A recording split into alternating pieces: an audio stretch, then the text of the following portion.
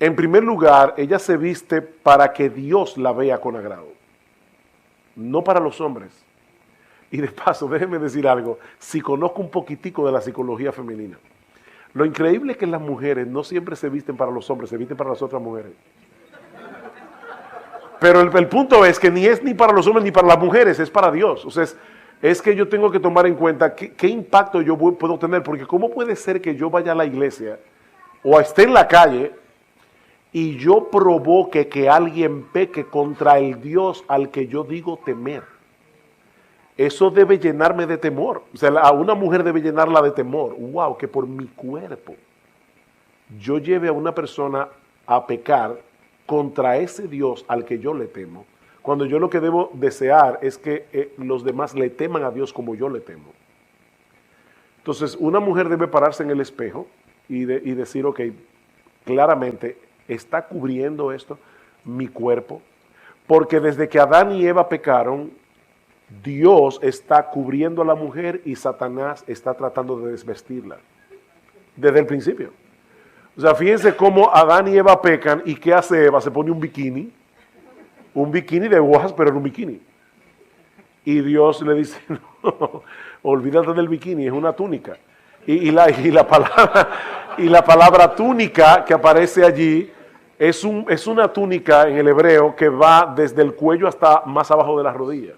Es que cubre el cuerpo. No es que yo ahora quiero, o sea, que hay que coger un centímetro y ver. El punto es que debe cubrir las partes privadas de la mujer. Y cubrirlas en todo sentido, porque yo a veces he estado en iglesias y me da, no sé si reírme o llorar, pero son iglesias legalistas, fíjate, que dicen, las mujeres no deben usar pantalones, deben ser faldas. Oye, pero hay algunas faldas que son tan ajustadas que yo digo, mejor que se pongan un pantalón holgado, porque están creando exactamente el mismo problema. ¿Cuál es el problema? O que están marcando todo su cuerpo de una forma tal que va a ser una tentación para el hombre, porque es que el hombre mira mucho, el hombre come por los ojos. Entonces, en ese sentido, lo que Pablo está diciendo es, la mujer debe vestirse con pudor, y la palabra allí es, debe sentirse con sentido de vergüenza, esa era la palabra que estaba buscando. La palabra pudor en griego es sentido de vergüenza. O sea, a mí me da vergüenza pensar que por mi forma de vestir un hombre peque contra Dios. Con sentido de vergüenza, con modestia. Y la palabra allí es con sentido común santificado, con templanza, con dominio propio. O sea, es la mujer que va a la tienda y se pone un vestido y dice, wow, es que me queda bien. Pero desde el punto de vista cristiano, esto no pasa la prueba. Y me veo, o sea, y la chica del departamento que te está haciendo vender, te dice, es que eso lo hicieron para ti. Y tener el dominio propio de decir, sí, precisamente por eso no lo voy a comprar. Es que me veo demasiado bien. Demasiado bien. Nosotros tenemos un tabú con el sexo, no de ninguna manera. Pero precisamente ahí es que está el punto. Mujeres casadas y solteras, resérvense para sus maridos. O sea, lo que sucede después de la puerta de la habitación es una cosa, lo que sucede fuera de ahí es otra muy diferente. Y de hecho, a mí me sorprende a veces las fotos que yo veo en Facebook. O sea, cuelgan fotos en Facebook que están muy mal vestidas, hermanas en la fe. O piensen en un tipo de faldas, tú llegas a la iglesia, ¿verdad? Y descuidadamente cruzas las piernas. ¿Y tú has pensado qué pasa con el que está frente a ti? Lo que puede pasar allí. Entonces es todo eso. Hay un folletito sobre la modestia en el vestir que hicieron unas hermanas. Y yo creo que después tú adaptaste algo, el de Caroline Mahaney. ¿Dónde se puede conseguir eso? Porque yo lo tengo en mi computadora y pudiera dejárselo a David. Bueno, en el blog de Caroline Mahaney. Ella da tantos detalles para las mujeres que son increíbles. O sea, ellos pensaron en casi todo, hasta el punto de, no te pongas una cartera, y esto puede sonar legalista, pero otra vez volvemos al punto de que es un problema del corazón. no te pongas una cartera terciada con la correa aquí, porque probablemente te va a marcar todo el busto. Y otra vez una mujer dice, ay, pero ustedes los hombres son unos monstruos. No, es que Dios nos hizo así. Es que el hombre lo que ve lo impacta. Entonces, aún hasta ese tipo de detalles, tener cuidado. Ahora, déjenme hablar a los hombres un momentito aquí. Hermanos varones, cuiden a sus esposas, cuiden a sus hijas. Porque, ¿qué pasa con nosotros muchas veces? Yo veo a mis hijas, yo tengo 2 hijas, ¿verdad? Y yo veo a mis hijas con un ojo muy diferente a como los demás hombres la ven, porque son mis hijas. O sea, yo puedo abrazar a mis hijas, sentar a mis hijas en las piernas, pero son mis hijas. Entonces, yo veo a mis hijas vestidas de cierta manera y yo tengo que tratar de ponerme en los ojos de otro hombre que le está viendo y decirle, no, mi amor, no salgas a la calle así. No salgas así porque no estás bien vestida. Y a las esposas por igual, o sea, sean guardianes de sus esposas. Pero recuerden que el legalismo no está en el hecho de tener mucho cuidado en la modestia. El legalismo está en la motivación que te lleva a tener ese cuidado. Si tú estás haciendo eso para sentirse superior a las demás hermanas de la iglesia, que dicen, yo soy más santa, uno no lo dice con la boca, pero muchas veces yo soy más santa que los demás porque yo no me he visto así, tú eres una legalista y eso es lo que está mal. O yo no quiero que la gente hable mal de mí. O yo quiero que la gente en la iglesia diga, tú ve, mira cómo se viste tal o cual persona. O sea, todo eso es legalismo. O ponerte reglas que la Biblia no pone y entonces querer que todo el mundo vaya por esa regla. Pero cuando una mujer le teme a Dios y está delante de Dios, se va a vestir de cierta manera. Entonces el asunto es pararte en el espejo y decir, Dios, ¿cómo tú me ves? Ahí es que está el punto. Vístete como una mujer temerosa de Dios. Es el contexto que dice Pablo. Otro argumento que yo digo mucho es que ahora en las tiendas no se consigue nada. Mira, busca y vas a conseguir algo. Aunque tengas que comprarlo 2 tallas más grandes. Porque ahora tú puedes ser small, ¿verdad? ¿Aquí se le dice small o cómo lo dicen? Tú puedes ser talla pequeña, pero las tallas pequeñas las están haciendo tan pequeñas que no encaja con tu cuerpo. Entonces vas a tener que comprar probablemente una talla medium o, ¿cómo se dice? Mediano, ok, son pequeños, mediano, grandes. Tal vez vas a tener que comprar la mediana. Porque ya definitivamente los modistos no tienen modestia. O sea, a ellos no les importa eso. Y saben, hermanos, lo que de verdad a mí me llama mucho la atención, que en ese renglón los impíos muchas veces son más sinceros que los cristianos. Tú oyes los anuncios y tú dices, ellos saben lo que están haciendo. Todos los ojos estarán sobre ti. Entonces ellos te están diciendo claramente para qué fue yo diseñaron la ropa. Era para que todos los ojos estén sobre ti. Pero ¿es eso lo que tú quieres? Ahora, déjenme poner un balance aquí. Pero el balance no está entre la modestia y la inmodestia. O sea, no es, como yo no quiero ser legalista, voy a ser inmodesta. No, el balance está en lo siguiente. Una mujer también puede decir, tú ves, por eso yo no me preocupo de mi vestido. Y entonces andan muy desaliñadas. Y yo no creo que eso tampoco sea piadoso, por muchas razones. Yo creo que cuando nosotros vemos a una mujer que porque profesa ser cristiana se ve descuidada, eso no habla bien del evangelio. De hecho, déjenme decirles algo, hermanas, para que se sientan tranquilas. Pablo dice, asimismo que las mujeres se atavíen de ropa decorosa. Lo interesante es que la palabra atavío que aparece allí es la palabra cosmio, que significa adornarse, es de donde viene la palabra cosmético. Pablo no está prohibiendo que la mujer se adorne. Pablo está diciendo cuáles son los parámetros que debe tomar en cuenta la mujer al adornarse, porque la mujer fue creada por Dios con esa naturaleza, ese toque femenino. O sea, tú pones a un hombre a vivir en una casa y él va a tener una silla y 4 mesas.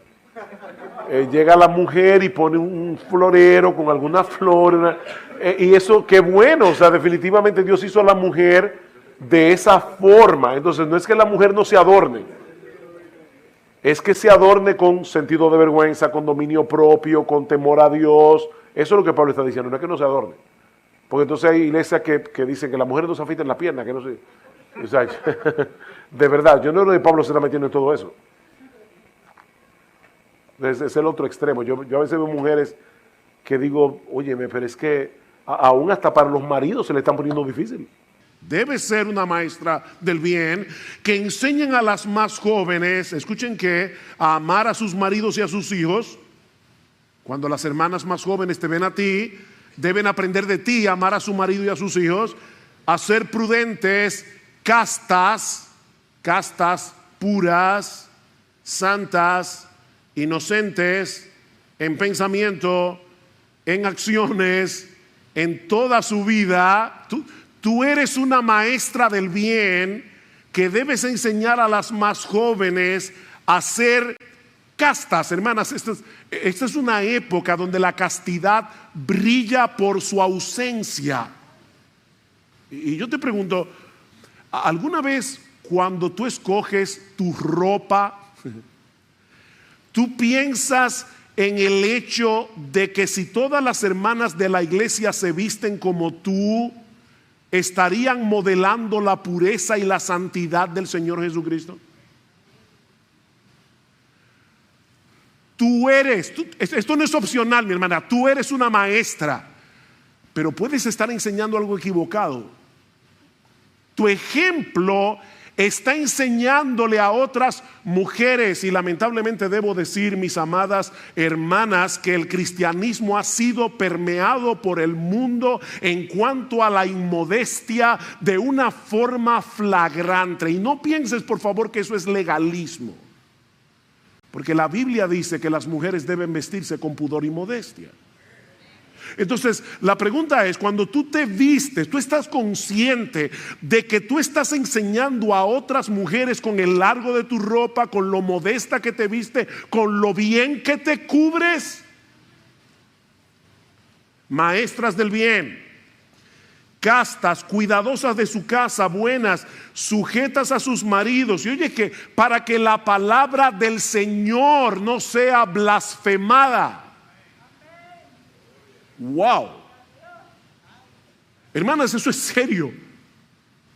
Esto es serio, muy serio. La palabra de Dios puede llegar a ser blasfemada cuando en una iglesia las hermanas hablan muy bonito, pero se visten y andan y viven exactamente como las mujeres de allá afuera, y no como mujeres que le temen a Dios. Somos imitadores que deben ser dignos de ser imitados. Somos imitadores dignos de ser imitados. Miren, nosotros siempre estamos imitando a alguien, siempre, y siendo de ejemplo para otros. Eso es inevitable. La pregunta es, ¿a quién estás imitando tú? ¿A quién tú imitas? Déjame poner esto de una manera más concreta. Ahora mismo, y esto no es retórico, o sea, estoy haciendo la pregunta para que lo pienses de verdad. Tú podrías pensar ahora mismo en tres o cuatro personas de la iglesia a las cuales tú imitas, porque aunque es una persona imperfecta, no glorificada, es obvio que esa persona trata de imitar a Jesús. Tú puedes pensar en 3, 4 personas que tú conscientemente imitas, porque tú sabes que esa persona o esas personas son imitadores de Jesús. ¿Qué ejemplo tú le estás dando a otros?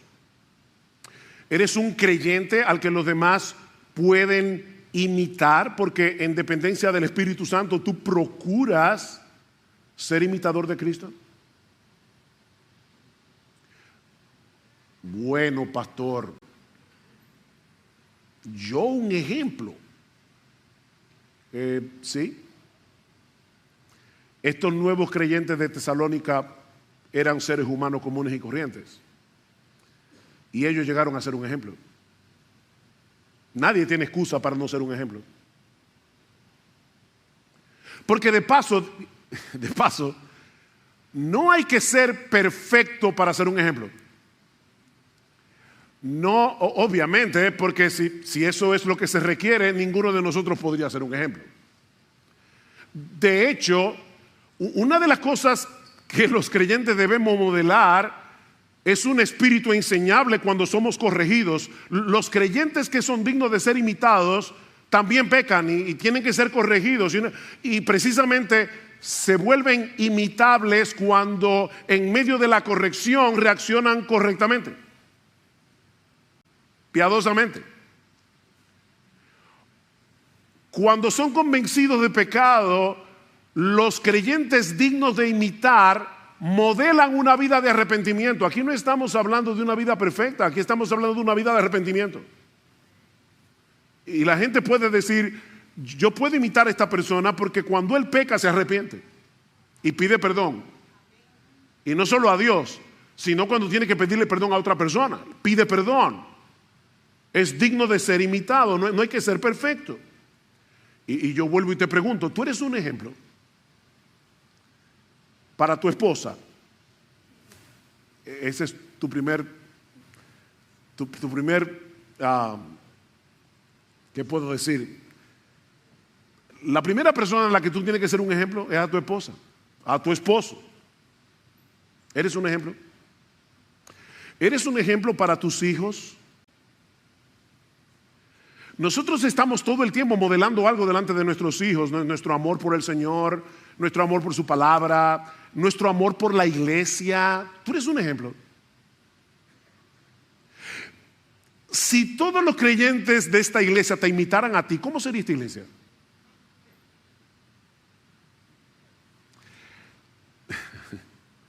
Si todos los creyentes de esta iglesia te imitaran a ti, ¿cómo sería esta iglesia? Ahora, noten que Pablo es bien específico en nuestro texto en las cosas que estos creyentes imitaron de los misioneros y por ende de Jesús. Pablo menciona por lo menos 3 cosas. En primer lugar, en la forma como recibieron la palabra. Dice en el versículo 6, y vosotros vinisteis a ser imitadores de nosotros y del Señor, habiendo recibido la palabra. Habiendo recibido la palabra. Recibir la palabra es mucho más que un mero conocimiento intelectual, es mucho más que al almacenar conocimiento bíblico, almacenar conocimiento teológico. No, recibir la palabra es aceptarla como lo que es, la palabra inspirada de Dios.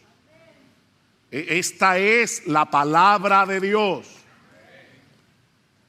Y por lo tanto, es este libro y no ningún otro el que debe modelar nuestras creencias, el que debe modelar nuestra cosmovisión, el que debe moldear nuestra conducta. Este libro, porque es la palabra de Dios. Ellos recibieron la palabra. Noten lo que dice Pablo en el capítulo 2, versículo 13. Por esto también nosotros sin cesar damos gracias a Dios de que cuando recibisteis la palabra de Dios, que oísteis de nosotros, la recibiste, la aceptasteis no como la palabra de hombres, sino como lo que realmente es, la palabra de Dios, la cual también hace su obra en vosotros los que creéis. Ustedes recibieron este mensaje como la palabra de Dios. Estos hombres y mujeres en Tesalónica aprendieron de Pablo y de su equipo misionero a ser imitadores de Jesús en la importancia suprema que Jesús le daba a la Biblia. ¿Oyeron eso? Que Jesús le daba a la Escritura. Él era el Hijo de Dios. Sin embargo, ¿cómo se defendió Jesús? Perdón. ¿Cómo se defendió Jesús en el monte de la tentación? Lo que Cristo dijera en el monte de la tentación hubiera sido palabra de Dios, porque Él es Dios encarnado. Pero ¿cómo se defendió? Escrito está, escrito está, escrito está, citando Deuteronomio. Cristo usó la escritura para defenderse de los ataques del maligno. Escrito está. O sea, en la mente del Señor era imposible pensar que este libro fuera quebrantado. Si está escrito, no hay nada más que hablar. A la ley, al testimonio. A la ley, al testimonio, como dice Pablo en Romanos capítulo 3, versículo 4. Sea Dios veraz y todo hombre mentiroso. Sea Dios veraz. En Juan 4:34, Cristo le dice a sus discípulos que su comida es hacer la voluntad del que lo envió.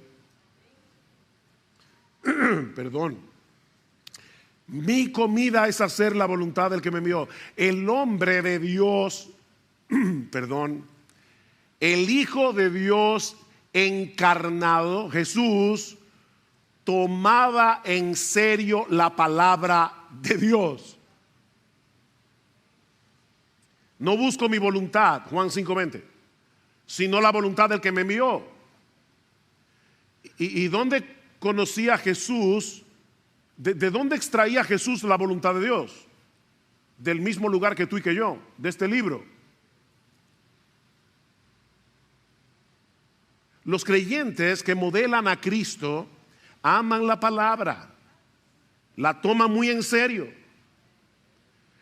Y yo vuelvo y te pregunto, ¿percibe tu esposa, tu esposo, tus hijos, los demás creyentes de esta iglesia, que para ti las escrituras es supremamente importante? Que tú amas la palabra de Dios. ¿Es la Biblia el tribunal supremo que pasa juicio sobre tus creencias, que pasa juicio sobre tu cosmovisión, que pasa juicio sobre tu conducta? ¿O eres tú uno de esos creyentes que vienen a la iglesia con el espíritu de escuchar la predicación pensando eso no es tan así?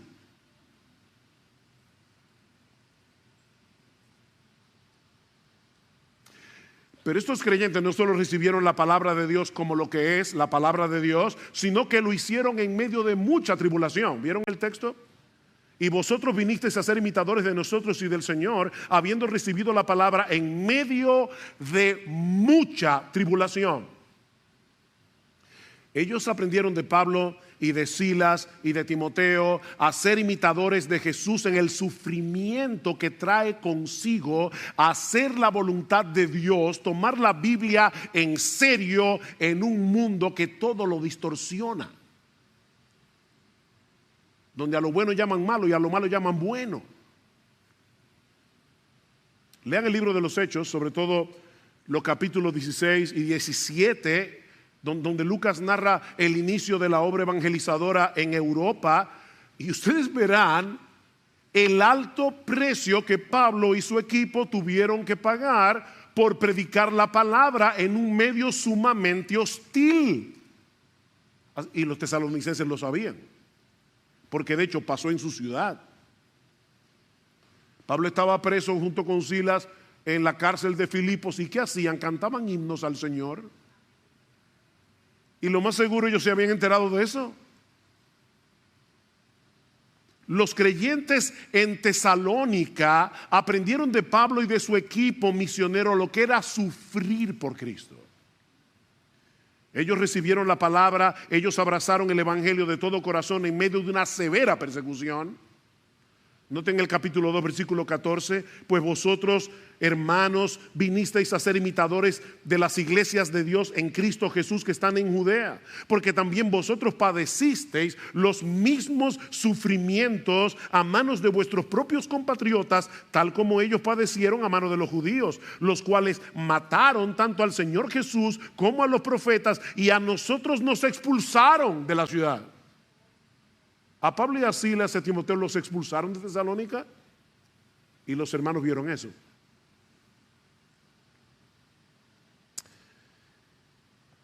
Hermanos, el gozo en el sufrimiento no es natural. Esta no es la alegría que experimentamos cuando todo nos está saliendo bien.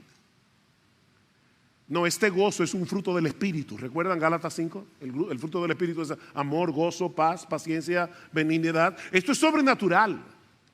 Esto lo produce el Espíritu de Dios. Estos creyentes fueron discipulados para el sufrimiento. Para el sufrimiento. Por medio del ejemplo de Pablo, Silas y Timoteo. Escribiendo a los Corintios, Pablo menciona el ejemplo de las iglesias de Macedonia, entre las cuales obviamente estaba Tesalónica, que en grande prueba de tribulación, la abundancia de su gozo y su profunda pobreza abundaron en riquezas de su generosidad. Mira, mi hermano, no hay que ser rico para dar, no hay que ser rico para amar, no hay que ser rico para hospedar, no hay que ser rico para hacer el bien. Estos hermanos eran pobres.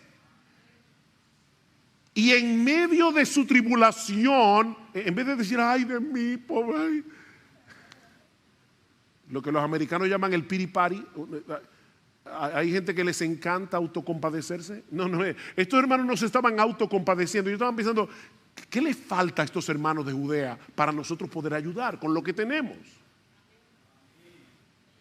Abundaron en generosidad.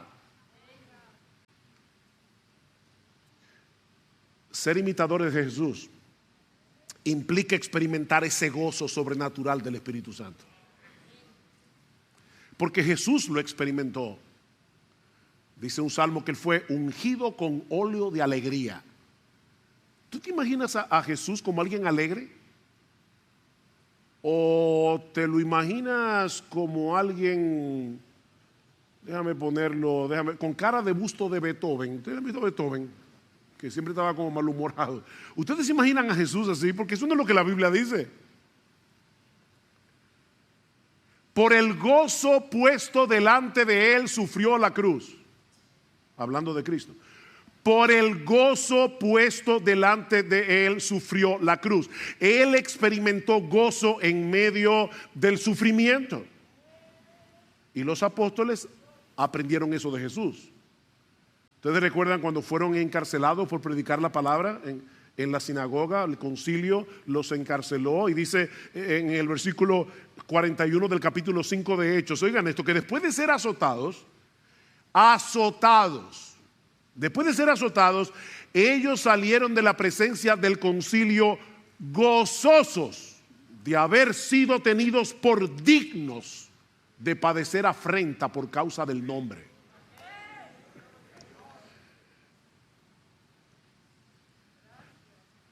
¿Eran masoquistas? ¿Les gustaba sufrir? Por supuesto que no. A ellos les dolían los golpes, igual que a ti y a mí. No, a ellos no les gustaba sufrir. Ellos se gozaban en poder mostrar a los ojos del mundo que Cristo es tan precioso, tan valioso, tan excelso, que todo lo que tengamos que padecer por su causa, bien vale la pena. Ese es el gozo. Bien vale la pena. ¿Alguna vez tú has pensado que tu sufrimiento por causa de Cristo es una oportunidad que Dios te está dando para mostrarle a todo el que te rodea que Jesús es precioso? Tan precioso que vale la pena sufrir por Él. Es una oportunidad. Alguien decía, me encantó esta frase, que el gozo del creyente es la bandera que ondea el castillo de nuestro corazón y que anuncia que el Rey está hoy sentado en su trono. Eso es el gozo del creyente. Mi Rey reina. No es como la reina de Inglaterra. Esa monarquía no hace nada, excepto salir en las revistas. No. Esta no es una monarquía de lujo. Cristo es rey. Él está sentado en su trono. Nuestro Dios reina y nosotros podemos gozarnos en eso.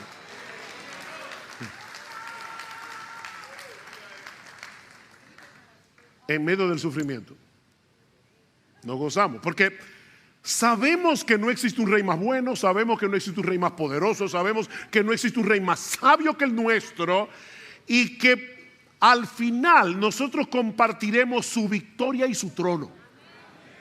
Gózate.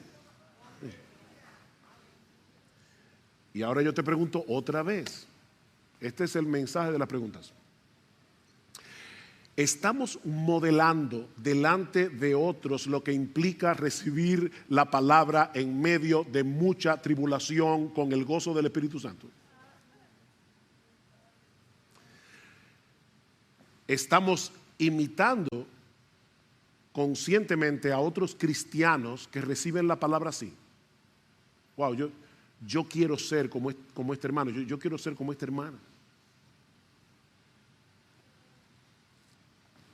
Pero tenemos que avanzar. También aprendemos de este pasaje que una iglesia digna de imitar es una propagadora del Evangelio.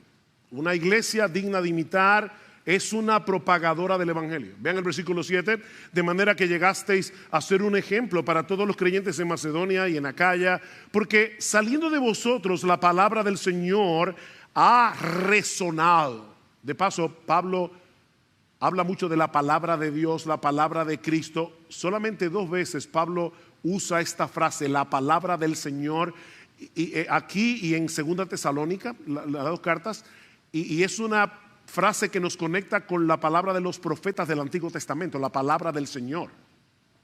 Dice, la palabra del Señor ha resonado, no solo en Macedonia y Acaya, sino que también por todas partes vuestra fe en Dios se ha divulgado, de modo que nosotros no tenemos necesidad de hablar nada.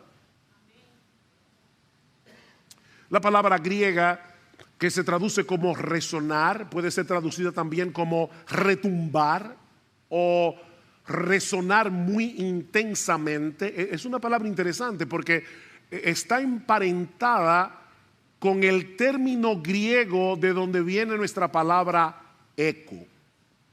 Eco. Todos aquí saben lo que es el eco. El eco es una reverberancia, es el sonido que se replica y se amplifica al chocar con otros objetos. Eso fue lo que sucedió con el mensaje del Evangelio cuando llegó a Tesalónica. Estos creyentes se convirtieron en una caja de resonancia. De tal manera que la palabra del Señor no solo llegó a toda Grecia, Macedonia y Acaya, sino que Pablo dice por todas partes. Vuestra fe en Dios se ha divulgado. No sé si recuerdan, pero en el primer sermón que dimos de esta serie decíamos que la ciudad de Tesalónica, que llegó a ser la capital de Macedonia durante el Imperio Romano, estaba en un lugar muy estratégico porque estaba situada en uno de los mejores puertos naturales de Grecia y encima de la vía Ignacia, que era una de las carreteras más importantes del Imperio Romano. Así que esta era una ciudad muy accesible, por eso le hicieron capital. Muy accesible por tierra, muy accesible por mar, y los tesalonicenses aprovecharon esa ventaja. Todo el que pasaba por Tesalónica para vender su mercancía, para lo que sea, escuchaban el Evangelio de parte de los tesalonicenses. Estos creyentes no paraban de predicar la palabra, y no olviden que ellos estaban siendo perseguidos. Era en medio de mucha persecución. ¿Qué sería lo más natural que haría un grupo de creyentes que están sufriendo por causa del Evangelio? Mira, vamos a ser prudentes. Mejor dejemos de predicar por un tiempo hasta que las aguas se bajen. ¿Verdad? Eso sería lo más lógico. Pero no fue lo que ellos hicieron. Ellos estaban sufriendo persecución por predicar el Evangelio. ¿Y qué hicieron? Seguir predicando el Evangelio. Bunyan, el autor del Progreso del Peregrino, estuvo preso por 12 años en una cárcel en Bedford por predicar el Evangelio. En esa cárcel escribió el Progreso del Peregrino. Y uno de los carceleros le decía: Bunyan recuerda a tu niña María, una hija de Bunyan, nació ciega. Y le decía: tu familia está sufriendo porque tú estás aquí en la cárcel. Lo único que tienes que prometer, y te sacamos de inmediato, es que vas a dejar de predicar. Y él decía: si me sacan de aquí, vuelvo a predicar. 12 años preso. Eso fue lo que hicieron los hermanos de Tesalónica. Ahora, ¿de dónde aprendieron ellos eso? De Pablo y de su equipo. ¿Ven otra vez la cadena de discipulado? ¿Qué dice el capítulo 2? Porque vosotros mismos sabéis, ustedes lo saben, hermanos, que nuestra visita a vosotros no fue en vano, sino que después de haber sufrido y sido maltratados en Filipos, como sabéis, ven, ellos sabían lo que había pasado en Filipos, tuvimos el valor, confiados en nuestro Dios, de hablaros el evangelio de Dios en medio de mucha oposición. Ellos aprendieron eso de los misioneros. No había persecución que pudiera frenar a Pablo, y los tesalonicenses lo imitaron en eso. El testimonio de esta iglesia llegó a ser tan conocido que Pablo dice: cuando yo visito otros lugares y quiero comenzar a contarle de lo que está pasando en Tesalónica, no te preocupes, ya lo sabemos. Los tesalonicenses eran famosos. Todo el mundo sabía lo que había pasado ahí. De paso, y recordando nuestro 44 aniversario, yo creo que es justo decir como pastor que el celo evangelístico de esta iglesia ha sido una característica que ha permanecido a lo largo de los años. Y damos gracias al Señor por eso. Yo estaba recordando cuando nosotros nos convertimos al Señor en el año 1977, la mayoría de nosotros éramos un grupo de muchachos de 18 a 24 años, el más viejo tenía 24, así que la mayoría estábamos en la universidad y de verdad es que habíamos conocido algo tan grande, tan precioso, que no podíamos dejar de predicar el Evangelio. Y no pude dejar de pensar en mi madre, perdónenme que ponga un ejemplo tan personal, pero cuando mi mamá se convirtió al Señor, el día que nosotros nos bautizamos, yo y mis hermanos y yo, el burro adelante, el día que nosotros nos bautizamos y se predicó la palabra, mi mamá, que era católica romana, ferviente adoradora de la Virgen María, de repente se puso en pie en medio de la iglesia y dijo en voz muy alta, porque mi mamá era bastante extrovertida: yo estaba ciega aprendiéndole velones a vírgenes y a santos, y ahora me he dado cuenta que Jesucristo es la luz del mundo. Y a partir de ese momento hasta el día de su muerte, mi mamá nunca se calló de predicar el evangelio, a tal punto que a veces había personas que llamaban a mi casa equivocado y mi mamá le decía: mira, esta no es la casa, estás equivocado, pero déjame decirte algo, no llamaste aquí por casualidad. ¡Pam! Y le predicaba el evangelio. Hermanos, óigame, nosotros tenemos en nuestras manos no solamente el mensaje más glorioso que existe, nosotros tenemos el mensaje más importante que existe. Esto es un mensaje de vida o muerte. Tenemos un gran Salvador que vale la pena de ser proclamado. Tenemos que ser una caja de resonancia. Donde quiera que el Señor nos conceda la oportunidad de predicar el evangelio. Y el hecho de que, de verdad, nuestra iglesia, yo creo que ha sido una iglesia muy evangelística, eso no quiere decir que no tengamos que seguir creciendo en esto, cada vez más. Pero aprendemos también de este pasaje que una iglesia es digna de imitar cuando manifiesta una incuestionable lealtad al único Dios vivo y verdadero. Noten otra vez el versículo 9. Una incuestionable lealtad al único Dios vivo y verdadero. Dice el versículo 9, pues ellos mismos cuentan acerca de nosotros, de la acogida que tuvimos por parte de vosotros y de cómo os convertisteis de los ídolos a Dios para servir al Dios vivo y verdadero. Este es uno de los textos del Nuevo Testamento que mejor describe lo que es la conversión. Esta palabra se convirtieron significa volverse, es cambiar de rumbo. De repente te das cuenta que el camino por el que andas es equivocado, no te va a llevar al fin correcto y das media vuelta para tomar la ruta correcta. Eso es convertirse. Uno de los inventos más geniales de esta época es el GPS. Sobre todo para manejar en Estados Unidos, wow. Qué bueno es tener un GPS. Global Positioning System. O sea, el sistema de posicionamiento global. Un GPS.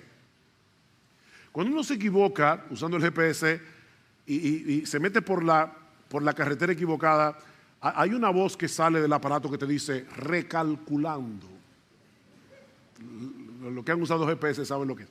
Recalculando la ruta para decirte, te equivocaste, mijo. Lo que hace el Evangelio en nosotros es ponernos un GPS. Y cada vez que nos extraviamos, recalculando. Vas mal. Fue lo que pasó cuando nos convertimos, pero eso sigue pasando. Eso no es una sola vez. Es todo el tiempo. Pablo describe la conversión aquí como un volverse de los ídolos a Dios. Y esta frase es interesante porque literalmente lo que el texto griego dice es: se volvieron hacia Dios desde los ídolos. Eso es lo que dice el texto. Se volvieron hacia Dios desde los ídolos. Durante toda su vida, esta gente había confiado en sus ídolos, esta gente se había refugiado en sus ídolos. Los ídolos dominaban en el primer siglo todos los aspectos de la vida social y política del imperio greco-romano. Todos los aspectos. De manera que volverse de los ídolos a Dios era un cambio radical y que afectaba todo. Dice un comentarista, me llamó la atención, que el hecho de abandonar la idolatría para adorar al único Dios vivo y verdadero habría provocado que los amigos no cristianos se sintieran ofendidos, resentidos o traicionados. De manera similar, los miembros de la familia habrían considerado la negativa a mantener las tradiciones ancestrales como prueba de una horrible falta de preocupación por las responsabilidades familiares. Imagínense cuando de repente dice, bueno, ahora tenemos una cena para Afrodita. Yo no voy. Toda la vida te reúnes con tu familia para adorar a los ídolos que ellos adoraban y que para la familia era algo tan importante. O sea, yo le pedía a Afrodita que te diera hijos. Todo eso era muy importante. Y de repente el creyente dice, lo siento mucho, yo no voy a esa cena. ¿Ven el punto? Están traicionando a la familia, los valores de la familia.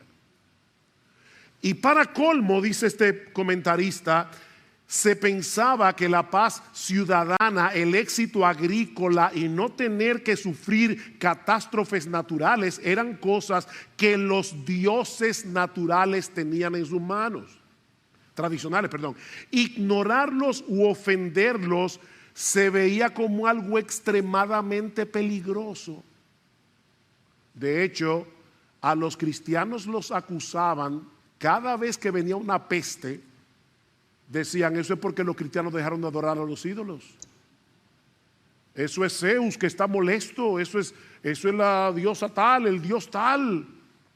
O sea, hermanos, uno lee tan rápido ahí, se convirtieron de los ídolos a Dios y no está pensando en todo lo que implicaba para esa gente convertirse de los ídolos a Dios.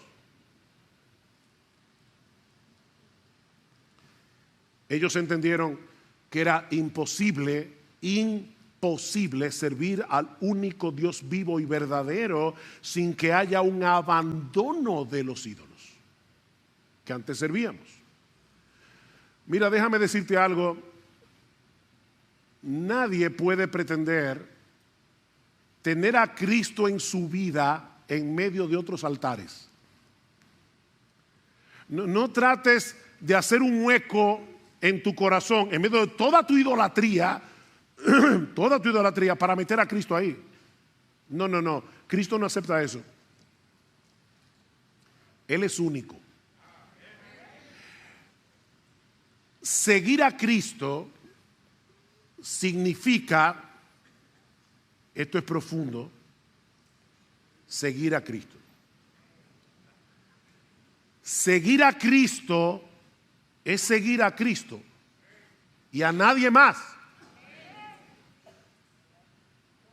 Él no comparte altares, es Él y solo Él. Es por eso que la conversión requiere de una obra previa del Espíritu Santo, porque es imposible renegar de los ídolos en los que habíamos confiado durante toda nuestra vida para confiar ahora únicamente en Jesús.